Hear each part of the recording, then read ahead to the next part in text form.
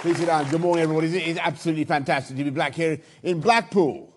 Absolutely, mate. I first spoke here. I want you to know I first spoke here 25 years ago, 1997. I was the freshly defeated candidate for Clwyd South, and I did the appeal, but I don't think they could get Jeffrey Archer that day because we as you will recall, we've been more or less wiped out. And what a joy it is to come back here today, quarter of a century on, and find that we have more Conservative MPs than at any time since the 1980s, and that we not only hold Clwyd South, we hold Blackpool South, my friends. And thank you. As we meet today, a tragedy continues to unfold in our European continent. A vicious and a barbarian attack on innocent civilians, the like of which we haven't seen since the 1940s. And Mr. Ambassador, sir, I know there you are. Thank you, Mr. Ambassador, the Ukrainian Ambassador. I want to repeat to you directly what I told your wonderful President Volodymyr Zelensky yesterday. We stand with the Ukrainian people, and our hearts go out to them. And tens of thousands of people in this country are opening our homes to the people of Ukraine. We say thank you to them and we applaud them. And with every day that Ukraine's heroic resistance continues, it is clear that Putin has made a catastrophic mistake. And you have to ask yourself why he did it. Why did he decide to invade this totally innocent country? He didn't really believe that Ukraine was going to join NATO anytime soon. He knew perfectly well there was no plan to put missiles on Ukrainian soil. He didn't really believe the semi-mystical guff he wrote about the origins of the Russian people. I know whether you read it, Nostradamus meets Russian Wikipedia. I think that wasn't what it was about. I think he was frightened of Ukraine for an entirely different reason. He was frightened of Ukraine because in Ukraine they have a free press, and in Ukraine they have free elections. And with every year that Ukraine progressed, not always easily, towards freedom and democracy and open markets, he feared the Ukrainian example, and he feared the implicit reproach to himself. Because in Putin's Russia, you get jailed for 15 years just for calling an invasion an invasion. And if you stand against Putin in an election, you get poisoned or shot. And it's precisely, that's what happens. And it's precisely because Ukraine and Russia have been so historically close that he has been terrified of the effect of that Ukrainian model on him and on Russia. And he's been in a total panic about a so-called color revolution in Moscow itself. And that's why he's trying so brutally to snuff out the flame of freedom in Ukraine. And that's why it is so vital that he fails. Because a victorious Putin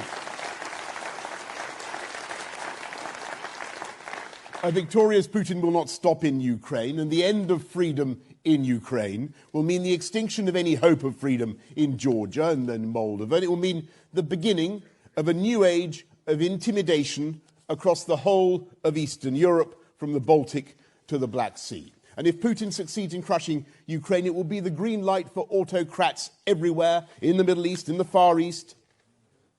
This is a turning point for the world, and it's a moment of choice. It's a choice between freedom and oppression. And I know there are some around the world, even in some Western governments, who invoke what they call realpolitik, and who say that we're better off making accommodations with tyranny. I have to say I believe they are profoundly wrong. And that to try to re-normalize relations with Putin after this, as we did in 2014, would be to make exactly the same mistake again. And that is why Putin must fail. And I know that it's the instinct of the people of this country, like the people of Ukraine, to choose freedom every time. I can give you a couple of famous recent examples When the British people voted for Brexit in such large numbers, I don't believe it was because they were remotely hostile to foreigners. It's because they wanted to be free, to do things differently, and for this country to be able to run itself. I'll give you another example. When the British population came forward to be vaccinated at such incredible speed, voluntarily, unlike many other countries. I'm sure it was, of course, partly because they wanted to avoid catching COVID. Very sensible thing to do, by the way. I hope you've all had your boosters. And you have. Well, we're getting ready for a fourth jab because we're going to need it. But I'll tell you why people did it. Why did the British people come forward? I mean, 90% we got, entirely voluntarily. Entirely voluntarily. It was because they wanted to get on with their lives. They were fed up with being told what to do by people like me. They were. We wanted to take back control of our lives, and so I'm proud that this government has done the things that so many people said were impossible. We got Brexit done. I'm proud that we delivered the fastest vaccine rollout in Europe, not once but twice, and the fastest booster rollout. And of course, yes, I am proud that this government has been in the lead in sticking up for freedom in Ukraine. This was the first European country to send defensive weapons to help the Ukrainians, and now dozens are following our lead. And I'm very grateful to my friend Ben Wallace, also there in the front row, for his foresight many months ago, and for getting me to read Putin's crazy essay, which I did. And we're talking continuously, Liz, Ben and I were talking continuously to our colleagues in the Ukraine support group to discuss what more we can do. And those conversations go on literally every day, and there will be more. I'm proud of what we did on sanctions. We were in the lead in sanctioning SWIFT and the banks when banning Aeroflot. We've now sanctioned more banks and individuals than any other European country, and we will be distraining their yachts and their assets. And of course, there is a cost to all these actions. Of course, there is. But the cost of doing nothing would be far, far higher. Putin's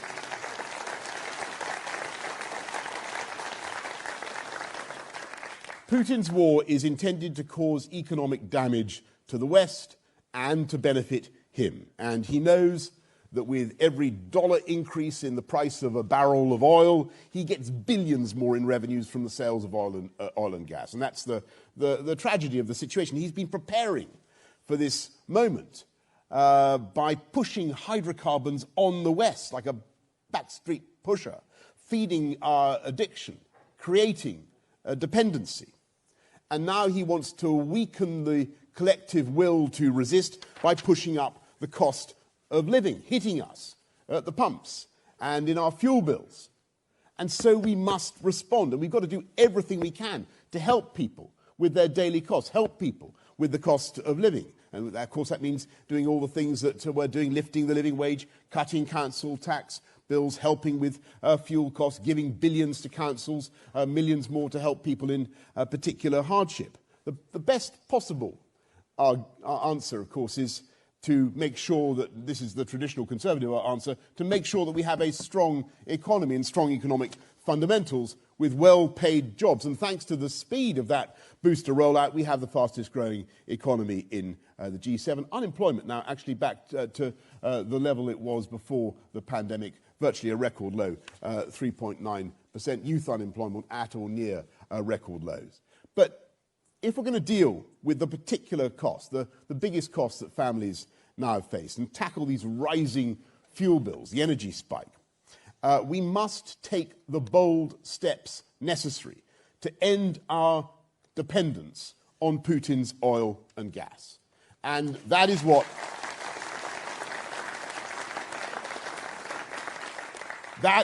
we are doing. In the immortal phrase, it is time to take back control of our energy supplies.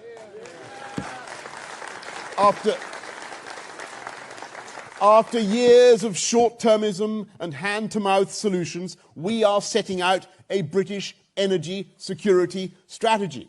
And we will make better use of our own naturally occurring hydrocarbons rather than import them top dollar from abroad and put the money into Putin's bank account. That does not mean in any way that we will abandon our drive for a low-carbon future. We're going to make some bets on nuclear power, some big bets on nuclear power, not just the big projects, but also the small modular reactors. And we're going to take that bullet-a-gate spirit of the booster rollout and use it to build more offshore wind at double-quick time, and many other investments in clean, green power. But if you ask me how we're going to pay for all this, I can tell you that I've been going around the world recently, and I've been talking to international investors who are yearning to make colossal long-term investments in British green infrastructure. Colossal. And there's a reason why people want to come to this country, many, many reasons why they want to come, but you're seeing them invest massively in everything from tech to finance to green power. And that is that they know what this government is doing. They know about, I mean, you may not believe it, but they do. They know about our levelling up agenda, my friends. They do. They've heard of it. They have. They're very well informed. And they know that we have a plan to unleash the potential of this whole country, and they can see how we are doing it. Making our streets safer with 20,000 more police, rounding up the county lines drugs gangs that cause such misery, stopping and searching the kids with the knives, giving the police the powers that they need, and by the way, giving the criminals the serious sentences that they deserve for the crimes that they commit. Tackling the middle-class drugs use, by the way, that helps to drive so much of the consumption. But doing things, thank you for that small clap for that. I think it's about time that the government said that we don't tolerate this kind of concern, because it is driving misery across the whole country. It's driving the county lines gangs, and we should be absolutely frank about it. But what we're doing goes far beyond that, and people around the world can see what levelling up is doing. The massive extension of fibre optic broadband, and I'm just trying to look for Nadine. How's Nadine? Perhaps Nadine isn't here. But we are, Oliver. You were doing it. Massive expansion. Massive expansion when you were at DCMS of full fibre gigabit broadband. It is a great thing for our country, and we need to do it. We will go further and faster, investing massively in road and rail, and not just the colossal schemes of the integrated rail plan, Northern Powerhouse Rail, making sure that the Midlands and the north of the country finally get the kind of commuter-style rail networks that have been taken for granted for so long in the southeast. Huge schemes that we're doing. They'll be transformative for the UK economy. But look at the little things that we're doing as well, or relatively smaller schemes, such as the new tram improvements in Blackpool, which I was delighted to see the other day. I congratulate the Blackpool authorities on what they are doing, because it's driving tourism, it's driving investment, even more investment here in Blackpool, and that's what levelling up is. I went for a run. You may not believe it, but I did. I went for a run this morning on the beach. Absolutely beautiful. Better than anything in the Caribbean. That is not mere gallantry. It is true. And it's true. I mean, that time of the morning, 6:45, sun coming up, unbelievable.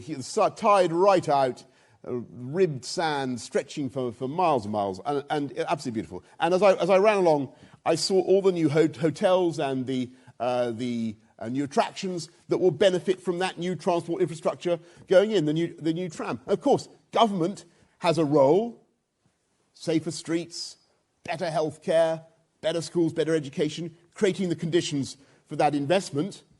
But in the end, you need the private sector, the animal spirits of the private sector, to come in and have the confidence to invest.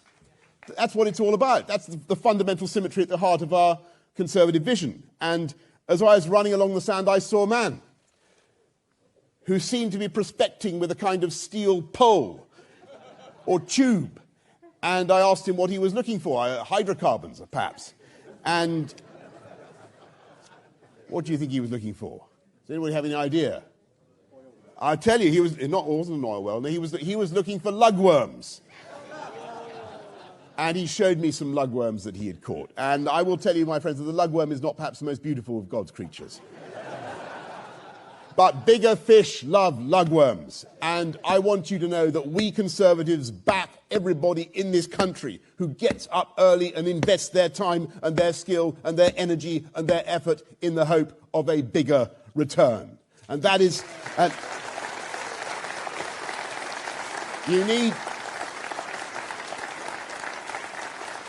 You need to use a lugworm. You need to use a lugworm to catch a bream, my friends. And I have a bream, as they say. I have a bream.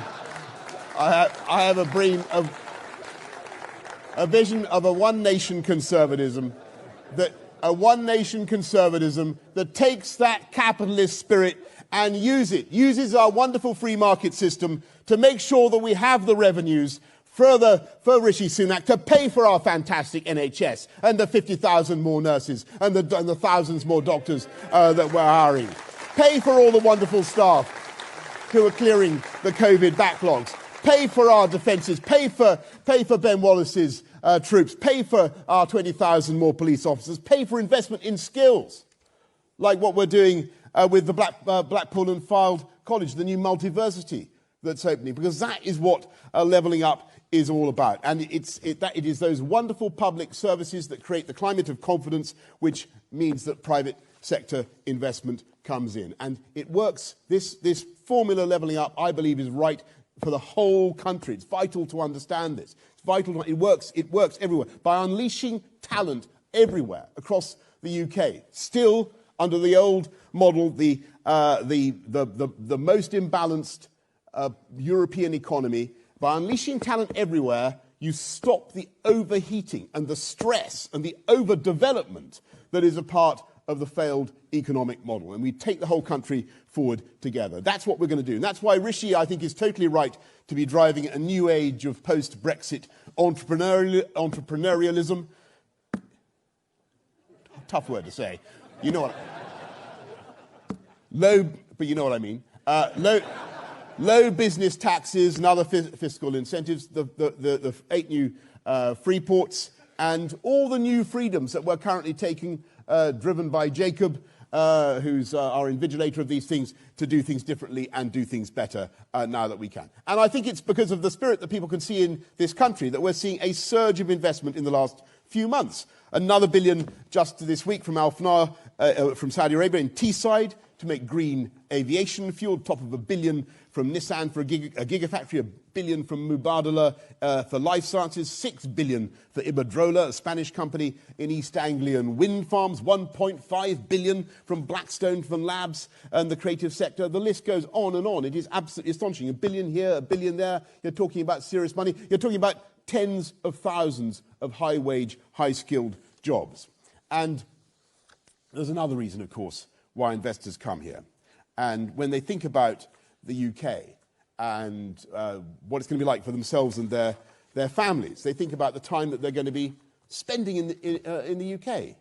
And I'll tell you something, it is the invincible strength of this country that we believe, by and large, and within the law, that people should be able to do whatever they want, provided they don't do any harm to anybody else. That's what it is. And that's called freedom. That's called freedom. And we don't need to be woke. We just want to be free. And that's why talented people are fleeing Russia, quite frankly, right now. And that's why they're flocking to the UK. And to get back to my theme, that's Putin's tragedy. That's his tragedy. There's a sense in which his disastrous error in Ukraine is itself an argument for democracy and freedom. I mean, seriously, if Putin had a free press, if he had the BBC on his case, well, let's be serious. He would know, whatever you may think, he would have known the truth. Or a version of it. He would have known the truth. No, come on. If he had free, impartial, responsible journalists, let me put it that way, then he would have known then he would have known the truth that the Ukrainians are a proud, proud nation with a charismatic leader, and he would have known before he set out on this disastrous and inhuman venture that they would fight to defend their homeland. He would have known that. And he wouldn't have locked himself in this echo chamber of sycophants. On which subject, if Putin had to explain himself to a real parliament with real backbenchers, for whom, of course, all leaders must have a very, very lively regard,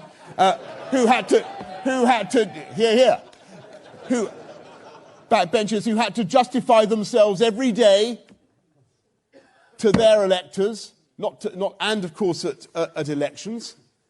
You know, I don't believe that he would have been capable of such a crescendo of disastrous and self-destructive mistakes. Isn't that the truth? Yeah. Now look, I've got to tell you, I don't believe that democratic freedoms are going to sprout anytime soon in the Kremlin. Far from it. But with every day that passes, I think that Putin becomes a more glaring advertisement for the system that he hates and despises, and it becomes ever more obvious why we have to stick up for Ukraine. And we will. And that's why we will continue with absolute conviction to stick up for freedom under the law. Freedom under the law at home and abroad, even if it means making some tough decisions. We made a tough choice, for instance, over Christmas and New Year, to keep going, to keep our economy open, when some people said we should go back into lockdown. We made the tough choice to open up last July, when I think that the Labour Party said we were being reckless. Never forget, if we'd listened to Captain Hindsight and the Labour Party, I never tire of telling you this, but it's true, we would still be in lockdown, and we would certainly not be seeing the strong growth and employment that we're seeing today.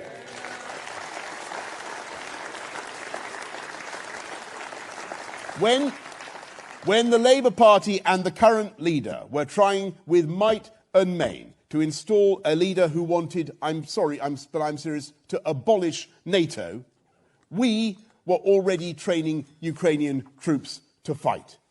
And it's an absolutely incredible fact, but it's true. At a time when Russia is being led by a president who's capable of bullying and threats and who's plainly capable of making dangerous and irrational decisions, we have a Labour Party whose shadow cabinet is stuffed with people who only recently voted to abolish the UK's independent nuclear deterrent. That's right, 8 of them. The shadow foreign secretary, unbelievable, the shadow levelling up secretary, shadow transport secretary, I haven't got the entire list, but you can find it out. That's them. Do we want them in charge, my friends, at this moment? Do we want them running up the white flag? Do you see them standing up to Putin's blackmail? I don't. By the way, in the next few weeks, do we want them running our councils, when we know that up and down the country, Labour councils cost you more and Conservatives deliver better services? Do we want them in charge of the economy of this amazing country of ours, when there has never been a Labour government that left with unemployment lower than when they arrived? Let me tell you, when you go out campaigning in the next few weeks, as we all will, joyfully, let me tell you that my message to everybody on the doorstep is that it is Conservatives.